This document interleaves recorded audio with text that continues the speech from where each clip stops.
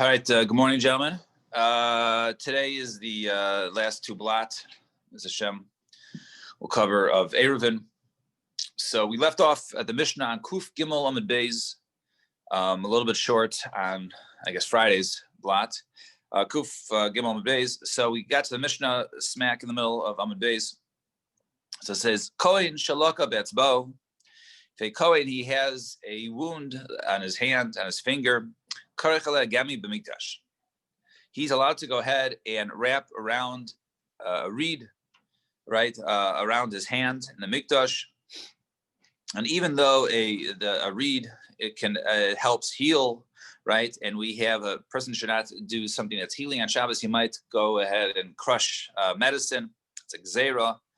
But since it's for the tzarech of the avoda, therefore, we permit it in the mikdash. We permit him to go ahead and wrap it in the mikdash of Aloba Medina, but not if it's outside the base of mikdash, outside the temple, where it's not needed for the avoda. Therefore, it would be forbidden.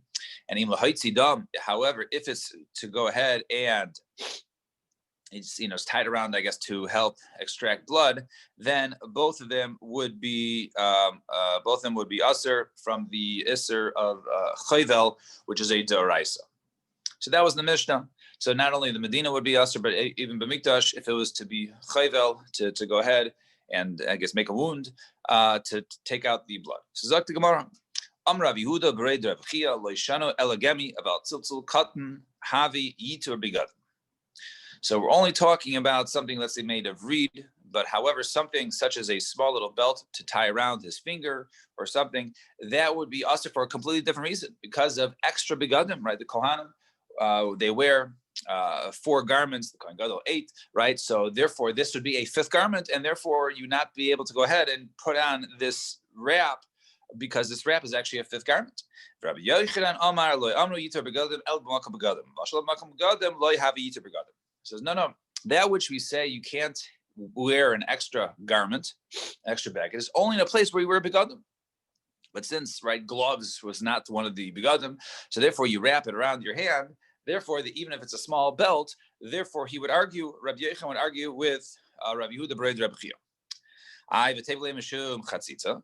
What about maybe it's a chatzitza? If you have a wrap around your hand and then you're doing the avoda, right? Perhaps that's a chatzitza, right? When you're holding it, so where answers bismo, or if it's even on your left hand or your right hand, but it was not an area that makes contact with any part of the avoda.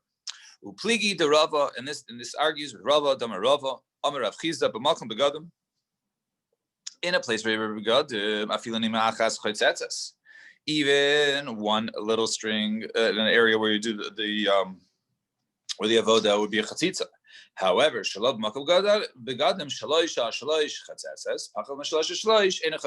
right? So, but if it's not an area where with 3 begadim, then if it's 3 by 3, then it's already considered to be large enough to be considered to be an extra baged, and therefore that you would not be able to wear. But if shalom b'makom begadim, as long as it's less than 3 by 3, then it's permitted. It's not considered to be yitur begadim. And ad Rabbi Yochanan v'adai pligi. Certainly with Rabbi Yochanan, right? He would argue because Rabbi Yochanan said, right? Rabbi Yochanan was the one who said, shalom b'makom begadim, anything. B'makom begadim, anything, right? But shalom b'makom begadim, right? He would say, it doesn't make a difference. But over here, we see even b'makom begadim, even as long as it's less than 3 by 3, it's not considered yitur begadim. So certainly with Rabbi Yochanan, this Rava would argue. The question is, ad Rav Yehuda b'rei Rav Chia minhem pligi. Does he argue? Maybe shanit tziltzakatan dechashiv. Maybe you would say that normally a small belt, even though it's not 3 by 3, right? But since it's considered to be a davar chashuv, maybe that would be considered to be an extra bagad, and therefore he might perhaps agree with Rav Yehuda b'rei Rav Chia. And Lishna Achrina, some have a different lashon order of that which we just said. So Amar Rav Yehuda b'rei Rav Chia loishanu ella gami, right? That which our Mishnah says you can't go ahead and put on his finger. We're only talking about a reed about tziltzul katan chaytzitz, but tziltzul katan is a chatzitza. That would be the first opinion of Rabbi Yehuda b'rei Rav Chia, and the second opinion Rabbi Yochanan Amar lo emru chatzitza b'achas b'shalosh el bakum gadol.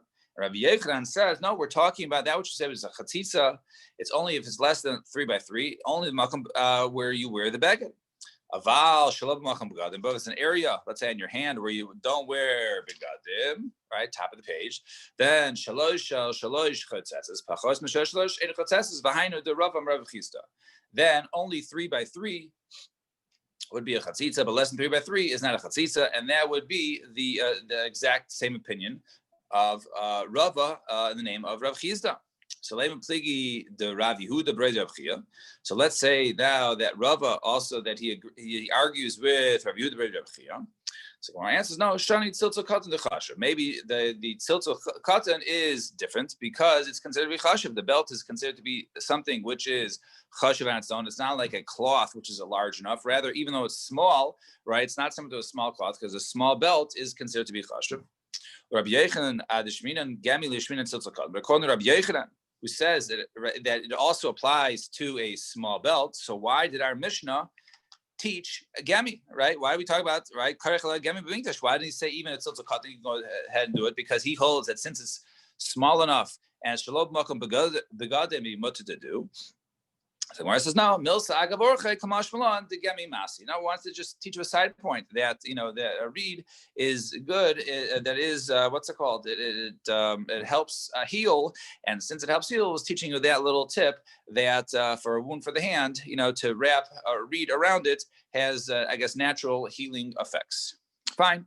So that was that Gemara, the small Gemara, the Mishnah. Now we got to the Mishnah on top of Kuf Daled Amud Aleph. So Nai Mishnah, another Mishnah says we start off Baizkin Melach Al Gabe. Nai Mishnah. Finally, right? So he says Baizkin Melach Al Gabe Kevesh B'Shvil Shelo Yachliku. You're allowed to go ahead and put salt on top of the ramp, right, which leads up to the Mizbeach, in order that it should not be slippery, right? It was outdoors, right? It was outdoors to the elements. And so therefore, right, there's rain in Yerushalayim. So in order that does become, you add salt in order to does not become slippery.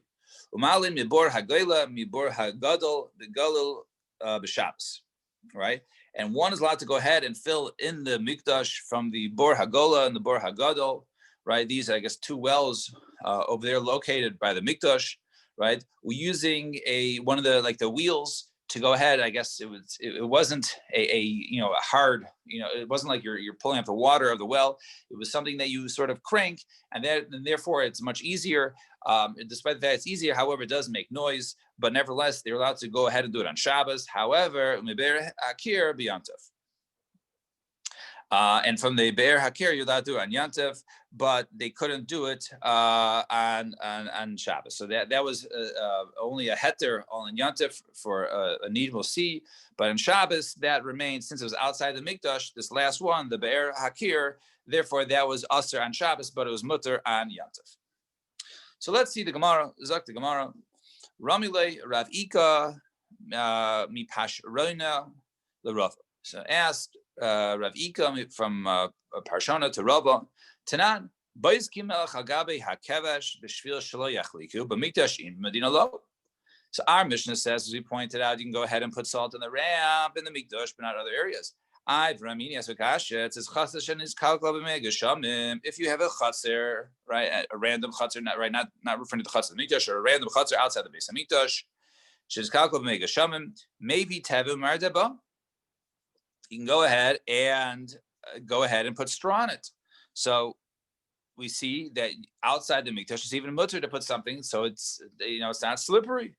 So our answer is no. Shani tevin d'lo mevatale. Right? No, tevin is different because when he puts down straw, he's intending to go ahead and pick that back up. He's not thinking about leaving it there. And if he leaves it there, then he is being mevatal and nullifying it to it. So if you go ahead and you leave something on the ground, that could be an issue of a binyan, a baina, right? You're adding to the structure, right? So if you go ahead and put something down like salt, right, and you're leaving it there, so that is basically adding to the structure, and that could be an issue of building, right? Because you're adding on to this structure.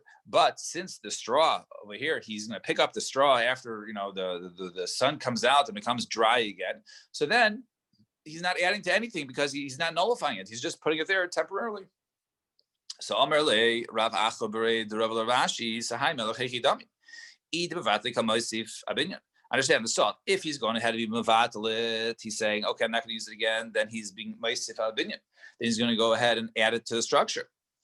And I guess skip the parentheses if he eat the low, right? And if he's not, he'll become mevatala, right? And if he's not being mevatalit, in other words, that the salt maybe will be picked up afterwards, chavi chatzitza b'holechas evarim lekevesh, right? So then he's going to go ahead and be a chatzitza, right? So so therefore that case will be a chatzitza. So the Gemara answers, right? So he says. No, when you go ahead and you walk it, right? The walking of the limbs on the ramp is not considered a chatzitza, right? So therefore, if in the mikdash, right, you can go ahead and be mevatlet. You're being binyan, which is a darai. So no, you're not being mevatlet. Pick up later. So if that's the case, it's a chatzitza, right? They wouldn't, So when they will walk upon it, right? Maybe it's considered to be a separation between them and the ramp. They're supposed to walk on the ramp and not on the salt. So say no. That since over there, that taking the limb over to on top of the mizbeach is not considered an avoda, therefore we're not worried about a chatzitza with such an avoda. So it's not. The pasuk says v'hikriva kohen asakol v'hiktir hamizbecha. The pasuk says the kohen shall offer it all and he burn it on the mizbeach. Right? That is referring to walking the limbs on the mizbeach. So what do you mean? Walking the limbs up the ramp on the mizbeach is considered to be avoda. Maybe it means that no, walking the wood to go ahead and put it on the maracha, to go ahead and put the wood on the pyre, to go ahead and have that burn later on to burn limbs, that's definitely not part of the avoda, and therefore that we don't care if there's a chatzitz or not. So therefore, if it's not permanent, if it's just there temporarily, the salt, then it's not an issue. So Darish Rava Chatzer Shinis Kalkala b'Meig Geshamim Maybe Tevin Umar Deba. All right, person goes if a chatzer, not right, and not the chatzer. A chatzer becomes rainy from the rain or wet, right? So you can go ahead and bring bring tevin, bring straw and put it down. And Amar later, a popular Rabba, how tiny I would learn a Bryce that says Kshu Marade loy besal v'loy b'kupa. When he goes out and he spreads it, he shouldn't bring it in a box or in some sort of basket, something which is a normal way. Rather, you should put it like on the back side of it and only do it in an abnormal way, like with a shinui, right? Turn on the back of it and then just carry the straw on top of it, not inside the container. So how could Rava darshan that you do it the normal way? So Hadar Okim Rava Amar Aleh Badar. So afterwards, Rava told his translator or his announcer, he told him to go ahead and darshan. Dvarim shamarti lifnechem tosem biyadi. Right, that which I said you can go ahead and spread out normally really was a mistake.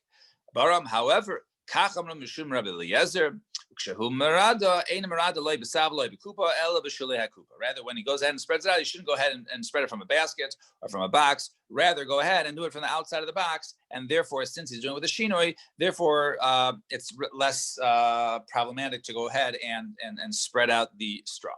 Now. Malin, so 2 dots. Malin mibor hagoyla. You're allowed to go ahead, and so we said one of the cases of the Mishnah was you're allowed to go ahead and take water from these 2 wells, right? Using this galgal, this water wheel or whatever it is, to remove water from the well. So one time Ulo ikle lebei Rav Menashe also Gavra. So one time Ulo was by the house of Rav Menashe, and also Gavra and Taraf Habava. So someone came and then knocked on the gate, right? He knocked on the gate, he's basically banging, making noise on the gate.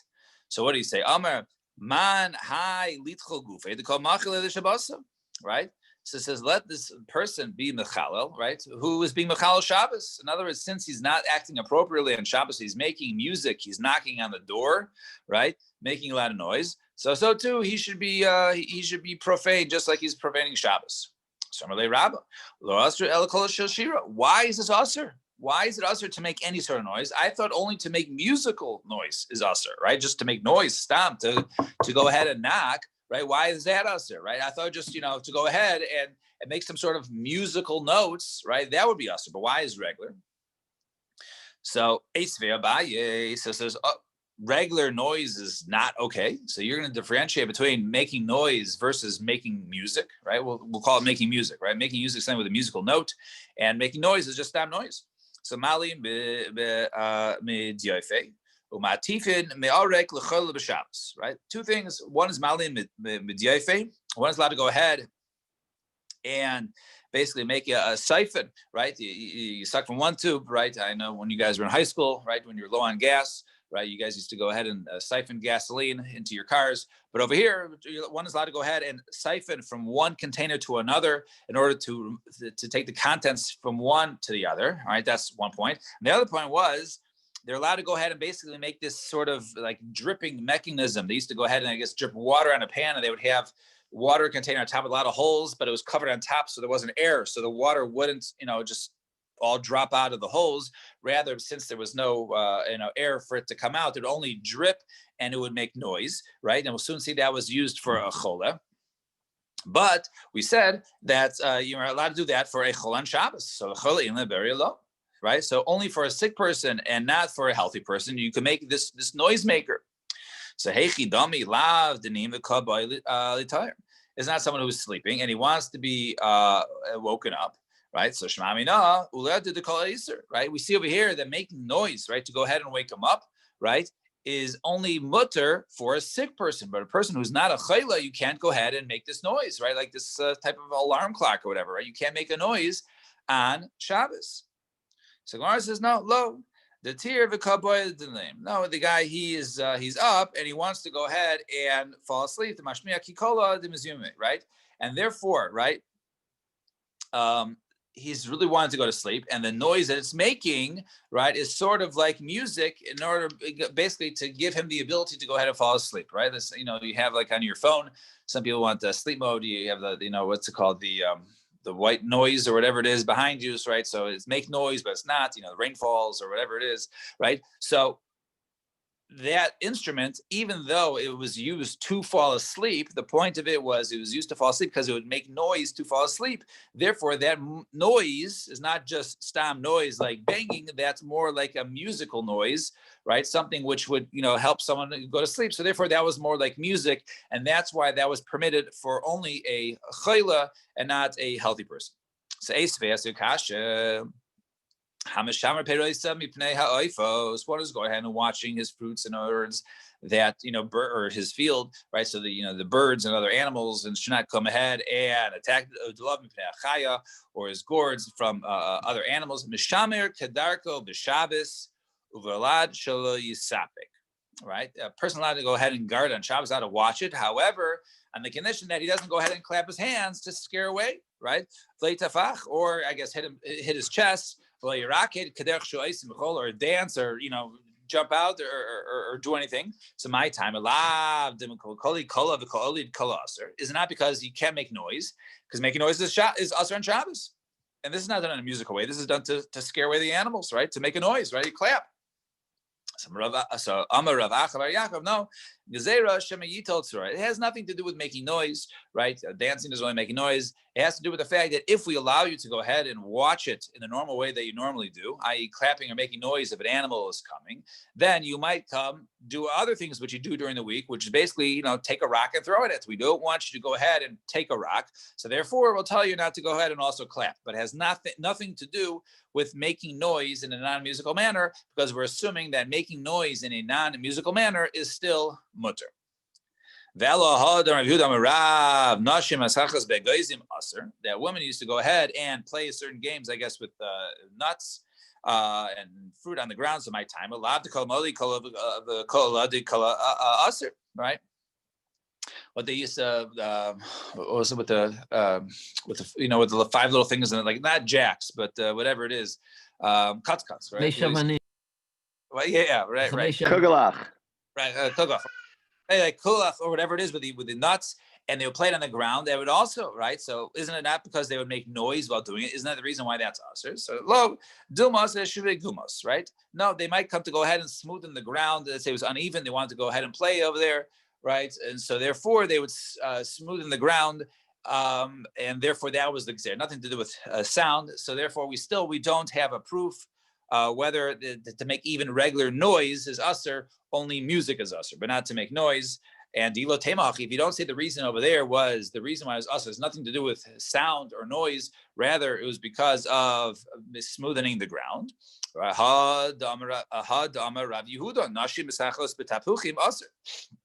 The woman playing with apples is usher, and hasamai oli kol ika. Over there, there's no sound there; it doesn't make any noise. There should be a gumas. Rather than go ahead and smoothen the ground, right? And therefore, that'll be either a problem of plowing or building, depending on whether it's outside in the backyard or in the house. So Tanan, let's look at our Mishnah. Malin mibor hagoyel mibor hagadol begagol b'Shabbos. You can go ahead and use this water crank, right? On Shabbos and the two wells in the Mikdash, Medina Lo, my time right? These make a lot of noise, I guess, when they're cranking up. So is the reason really it's only Durabanan, and therefore we allow that in the Mikdash, but we don't allow it outside in the Medina, right? It isn't the issue because of making noise, and making any sort of noise is Asr. So the rest is low. Person might come to go ahead and basically use the water. If we allow him to draw him the water in such a way, then he might go ahead and use it for his garden, which is usr, or use it for his churva, right, his ruins, and therefore use it for something which is a deraisa of zareya. And a meimar shar lemeimar gilusav mechuza. However, one time a meimar permitted to go ahead and use the water, their wells, this water wheel in mechuza.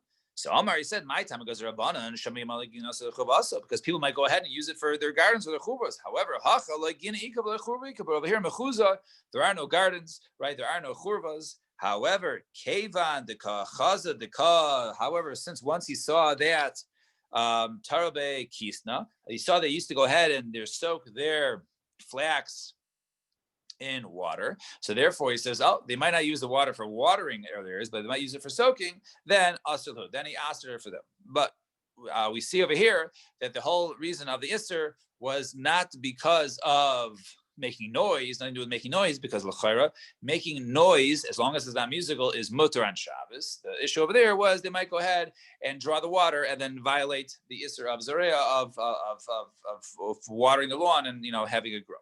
Fine. Two dots. Top line on Kuf Dalad Amud Beis. So he says Nebe'er Hakir. So he says, and from the well of Hakir. So my Be'er Hakir. So what is Be'er Hakir? So Amar Shmuel Bor Shehikru Aleh Devarim Hitirua. Right. In other words, this was a certain well, right? That this was permitted to go ahead and use it. We said on Yontif that there was a well that they argued over. They had words over. Right? They had words over when they came up from Gullus, and they decided that it was mutter to go ahead and use it. So not all the baros hikiros they have permitted only this one. If it was just other, why dafka this one? So if they're all called baros hakiros, right? So why was this one permitted and others weren't? Rather, it was considered to be one because it was a well of mayim chaim, of flowing water, right, underneath. Right. So it says over there that I guess it was like spring water, and therefore this one was permitted for them to go ahead and have fresh spring water, and therefore they decided that this one was permitted. And Gufa Lokala Boris Hakiris Hitu Elazil Bilvad, Shalu Bnei Agoila, Chanu Aleha, right? And so therefore not all the wells, but only this one, and therefore when they came up from Galus, right? Chanu Aleha, right? So they camped around it. And Navim Shebeneim Hitu Lehen. The Navim amongst them, they went ahead and they permitted them, below Navim Shebeneim, and not Ela Minhag Avaisam Beyadeim. It wasn't the actual Navim who came up from Bavel, rather it was the minhag of their forefathers, I guess, that they permitted from before. So therefore, this one, they allowed to go ahead and use this specific well, and therefore this well, since it was used before, since before they went to Gullus, they were also now permitted to use it after they went to Gullus. Fine. Naya Mishnah, the last Mishnah, Naya Mishnah. The Naya Mishnah, the last Mishnah of Maseches Eruvin. Shenimtza b'mikdash. If you have a sheretz that was found in the mikdash, So a sheretz, which is dead, is considered is tamei, is an avatuma. Kohen motzio behemino. So a Kohen was allowed to go ahead and take it out with his belt, right? He can go ahead and take it out with his avnate. That's what it refers to, his amyano. So he can go ahead and take it out now with his hand, because if he touches it with his hand, he will become tamei. Rather, if his garment touches the sheretz, move it out with that, then that will not, even though the avnate would become tamei, but it wouldn't transmit tuma from that to him, because that's only can be transferred by people or by food, and clothing would not transfer the tuma, so therefore he would not become tamei. So therefore, move it out with his clothing. And shelo ashos is a tuma, in order that the tuma should not sit in the mikdash. Divrei Rabbi Yochanan ben Broka. This is the opinion of Rabbi Yochanan ben Broka. And Rabbi Huda Omer, so he said, Rabbi Huda argues, he says, no, mitzvah shel eitz shelo l'rabbos is a tuma. He says, no, we don't want, even though it might take a little longer, go ahead and find yourself something, wooden tongs or something wooden that will not become tamei, and therefore use that to remove it, because we don't want to increase tamei things. We don't want, the belt or other clothing to become tamei, and therefore better to go ahead and get wooden tongs and use those to remove the tuma, as opposed to moving out immediately with one of the begadim, which will become tamei itself. So mehechan motzioso. Now the Mishnah next asks, from where do you take it out? So mina heichal. So inside the heichal, inside the mikdash itself, mina ulam. And from the ulam, the chamber right in front, right, there was an ulam in front of the heichal. Right, I don't have a picture here, but right. So those two areas, umibeina ulam mizbeach, and we know that the very large mizbeach, right, stood right outside the base of mikdash in the courtyard, and that was basically sideways to the entrance of the ulam, and there was space. There was 22 amos in between. I believe it's 22 amos between the mizbeach and the ulam. And that area, so the sheretz was found in that area between the mizbeach and the ulam, or if it was in the ulam itself or in the heichal itself, then those areas you take out you take it out. But if it's on the other side of the mizbeach, or even with the mizbeach, you just leave that there, right? We don't want you to become tamei, right? Or go ahead and make contact with any of his clothing. Dive Rabbi Shimon ben Nanas. This is the opinion of Rabbi Shimon ben Nanas. And Rabbi Kiva Omer, Kol Mokom Shemechayvin Al Zidon Kares V'Lashoso Chatas Misham Motzino. So any area which one is commanded, right? You should not enter the mikdash when you're tamei. Those areas you have to remove the sheretz. And where are those areas? That is not only the heichal, not only the ulam, but even the entire courtyard, right? So not only between the mizbeach and the ulam, but even the other side of mizbeach. So they argue basically on the other side of the mizbeach. According to Rabbi Kiva, you have to remove that, and according to Rabbi Shimon ben Nanas, you do not. Ushal kol makomas kaifin alav pesachter, right? And all the other cases, then you go ahead and you put some sort of bowl or something over on top, and then you go ahead and I guess you wait until until it gets dark. Right, and then you go ahead and take it out. Fine. Just want to see one thing for a second. Fine. And then you go ahead and you take it out afterwards. Now, Rabbi Shimon Omer. Now, Rabbi Shimon says a statement which the Gemara is going to explain at the end, right? Nothing to do with anything we're talking about. There's two different statements as the Gemara is going to point out. But he says two things. First of all, Malcolm Shatir the Chachamim Mishalcha Nasnu Lecha. That which the Chachamim allowed you to go ahead and do, it was something that really was given to you. All right, it was something that was already permitted to you, and even though we said it was usher, it was really mutter to you, and therefore we re-allow you to go ahead and do it again. We'll explain what that is.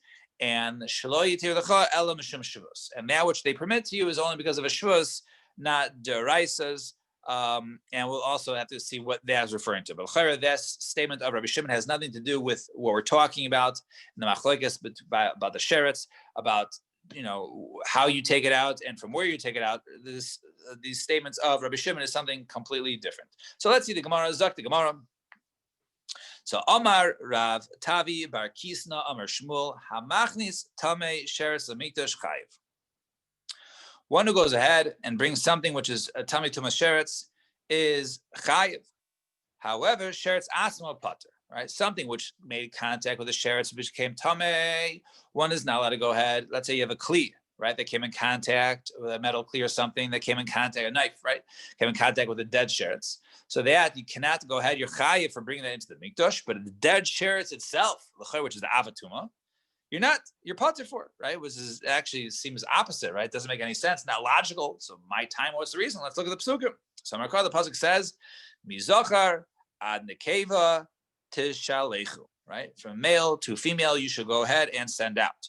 So male and females, starting out people, right? So what does that mean?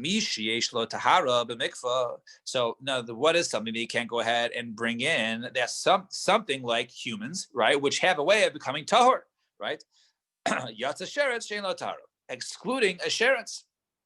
The dead sheretz itself, there's no way to go ahead and be metaher a dead sheretz. So therefore, that which we forbid you to bring into the mikdash is only something like a human that can become tahor. But if something that cannot become tahor, l'chayra, there is no isser of bringing in a dead sheretz into the mikdash. So leva Messiah. Okay, so let's say this is a proof for that which Shmuel said, right? Mizacha and akeva teshalechu. Right? It says there male female should send out. That was exclude the klicheres. Now, one of the unique things about a klicheres, an earthenware vessel, is the fact that, right, we know with metal, other things can become tahor by putting in the mikvah. But when it comes to something made of earthenware, right, made of clay or earthenware, right, those have no way of becoming tahor. The only way for that to become tahor is to go ahead and shatter it and break it. So therefore, since those things, right, don't have a way of becoming tahor, right, just like a dead sheretz has no way of becoming tahor, so too those things, right, can be brought into the temple, can be brought into the mikdash because there is no way a tahor process there. So this is my time. Tahor b'mikvah is not because of a kli cheres does not have a tahor b'mikvah. So this is low. No, mishnasa avatuma. Right, so only something which is avatuma, yatsa kli cheres sheina nasa avatuma. Maybe only the sheretz because the sheretz itself is avatuma, but in other words. But a kli cheres, which has never have the ability, right, does not have. But over, just like this brisa over there when it says man or woman, it doesn't mean man or woman because man or woman can become tahor through a mikvah, right? Maybe it means a man or woman because a man and woman, right, can become an avatuma. Right, they can be a source of tuma, is a zav, or she's a zava, or whatever it is, right? And maybe over there it's saying that anything which is avatuma has to be sent out. So maybe according to this brisa, something such as a dead sheretz cannot be brought into the mikdash, right? But something that does not become an avatuma, such as a kli, right? Maybe that can be brought in. So maybe this brisa disagrees with the previous brisa and does not agree. All right, fine. So lema kitanoi. Let's say this is a machlokes kanoi, right? Let's say. So sheretz shenin to b'mikdash. Let's look at our Mishnah. If a sheretz was found in the mikdash, kohen nomatzia behemenu.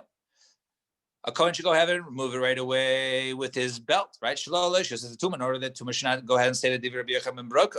And Rabbi Yehuda says no, b'tzvah shel eitz matziu. Go ahead and take wooden tongue. Shalol rabbis is a tumah in order not to go ahead and be mitame something else like your begadim. So my lab ultimately is not machlokes. The man the omar shalol hashais because Ramach shares something the one that says you got to move it out right away, right? Check. Okay, use your belt or use one of your clothing, right, to go ahead and remove it. Maybe he holds that you can't go ahead and bring a sheretz inside. So therefore, once the sheretz is inside, we want to go ahead and remove it right away. You should not delay because you're commanded not to bring it in. So therefore, do it that way.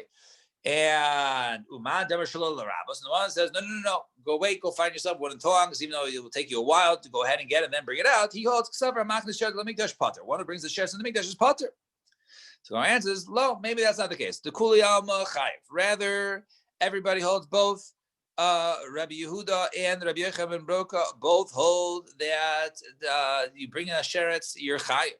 Over here, this machlokes the Mar Saver Shehuyim Matumi Adif. For Mar Saver Afushe Tuma Adif. One says that the more important issue is for the amount of time that's in the mikdash. Therefore, do it right away, even with the clothing. And the other one says no. To increase tuma is the big issue, and therefore go wait until you get wooden tongs, which those itself will not become tamei, and therefore go ahead and remove it with that. So Ella, kahani tonight. Let's say it's actually another machlokes with Tanaim in our Mishnah. The Tanan, we learn in the Mishnah, mehechan motzinoso. What areas, from where do we go ahead and remove it, right? Where is this dead sheretz found? So, and we said over there, one, Rabbi Shimon ben Nanas says, right? Basically, from the Mizbeach in is where you remove it. And Rabbi Akiva says the entire area, right? Even the other side of the Mizbeach. So my lab alchemifli demand that according to Rabbi Shimon and who says not the entire azara, just part of the azara from where the mizbeach is and in. He holds okay, you can leave it there because one who goes ahead and brings the sheretz is not violating a daraisa.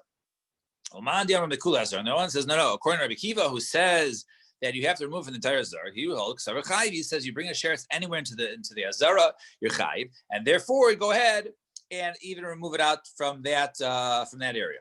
So the Gemara answers, turn the page, top of Kuf Hey Amar Aleph. So Amar Rabbi Yochanan, Ushneim Mikra Echad Darshan, and both in Darshan from the same pasuk. The pasuk says, Vayavo HaKohanim Lefneim Beis Hashem B'Tahir, and the Kohanim came.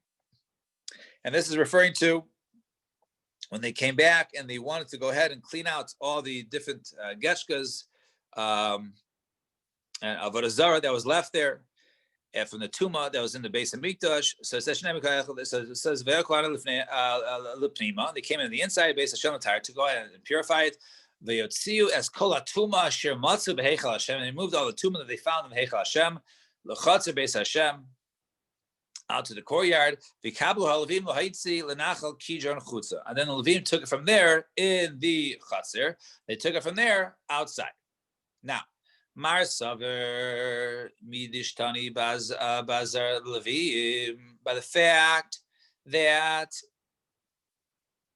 it switched over to the obligation, right, of the Levim to take it out. In other words, the Kohanim didn't take it all the way out. The Kohanim just took it to the courtyard, and the Levim took it from there. So by the fact that it changed in the Azara to the Levim, Tuma bi Azara Leka, right? We see that it's not as much of an issue of Tuma in the courtyard, and therefore the Levim, we wanted the Levim to deal with the Tuma there. So therefore the Tuma in the courtyard wasn't as big a deal, and therefore we had the Levim come over there and take it. So therefore, according to the entire Azara, was not as a chomer when it comes to tuma, and therefore it was now on the levim and not the kohanim, and therefore we can wait for the levim, and therefore they would take it out there, and therefore one could leave tuma there.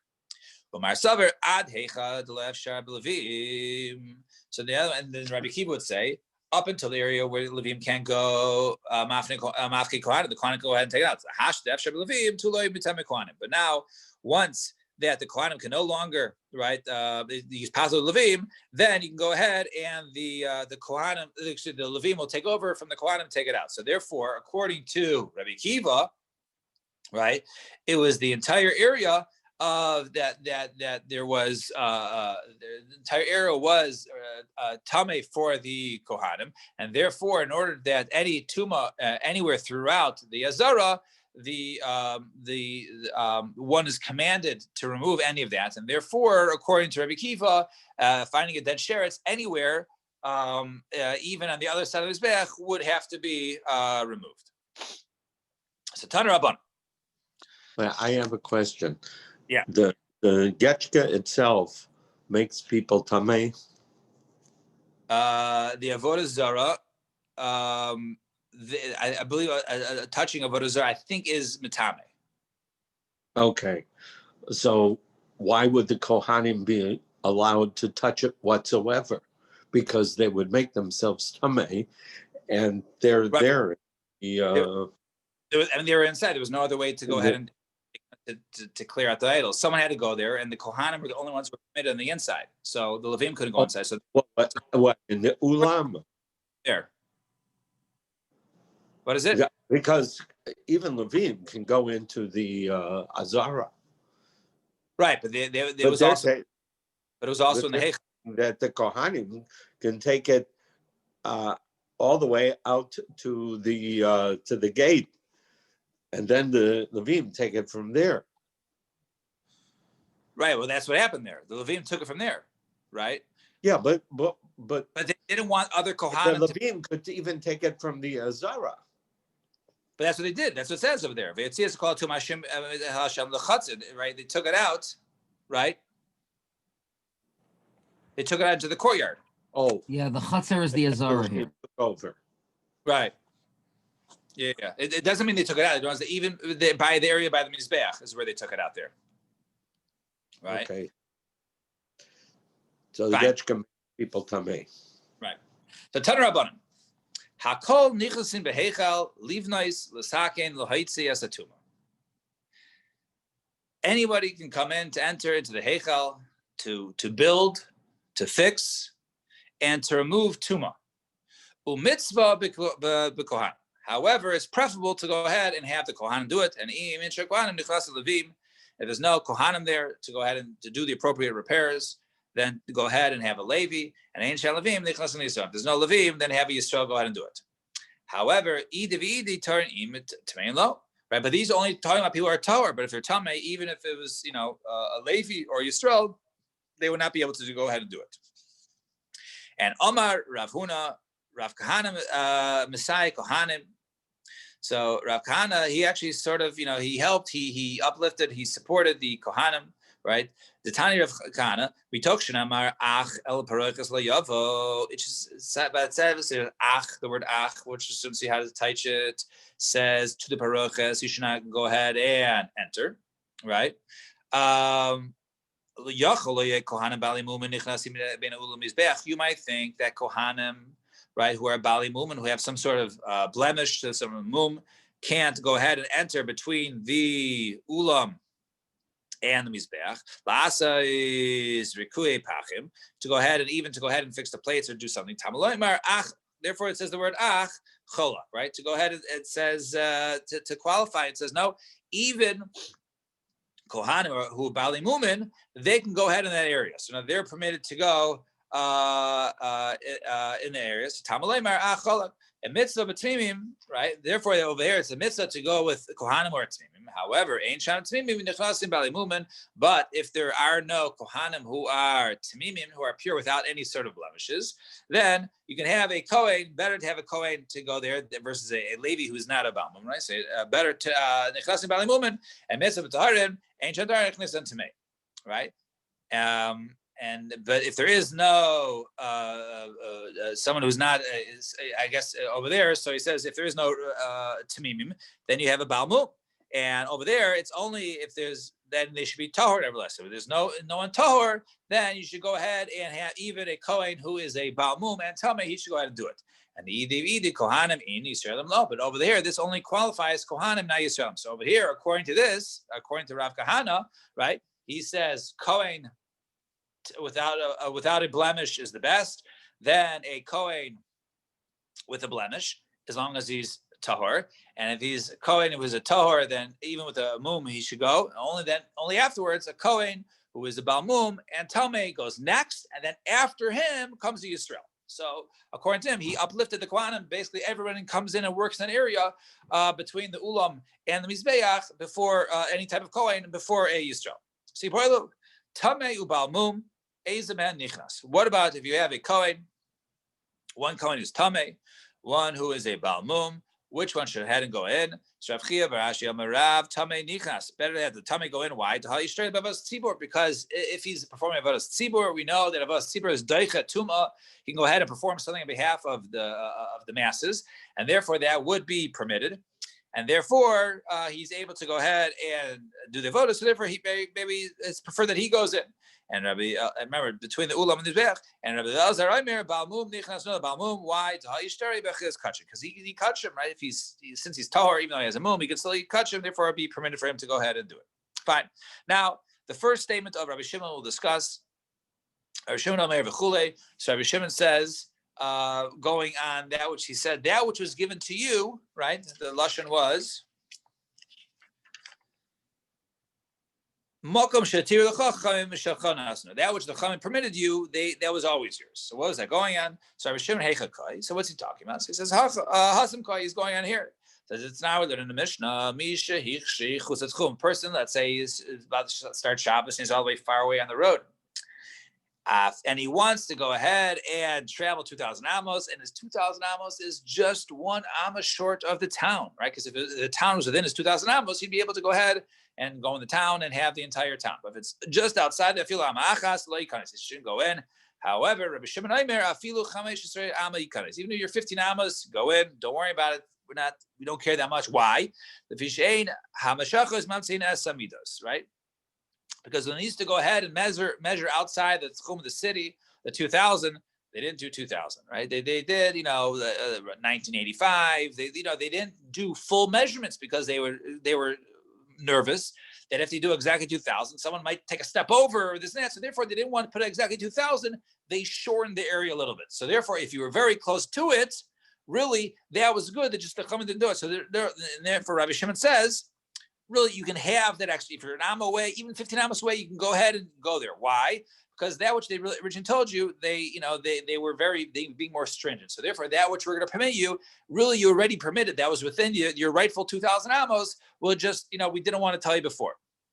Because people who made mistake, the Kamar Tana Kama Leikanes, Rabbi Shimon Ikanes, because the Tana Kama would say over there that no, you shouldn't go ahead and enter, and Rabbi Shimon says no, you can't enter because that was in your rightful 2,000 amos that you originally had. We just didn't want to tell you how far you really had because people might make a mistake and go a little bit beyond that. All right, we'll stop here at the 2 dots. So Friday, Mir Hashem, after the big Simcha, Yosef putting on tefillin, which I assume is 3 months before his bar mitzvah. Is that how you guys do it? Because he's yeah. So then we'll do it. So the plan is to do regular shear on Friday, and then basically another 5-10 minutes later on, we'll reconvene for the siyum. We'll have 10 people over at Katz's house. Just make sure you have 10 family members over there who are going to be there, and then we can do the siyum via Zoom, and we'll say Kaddish, and we'll make this siyum on Erevin. But Yeshikoyach, everybody. It's been a complete pleasure with everybody here. Oh, thank you. And tomorrow, Psachim. we'll start.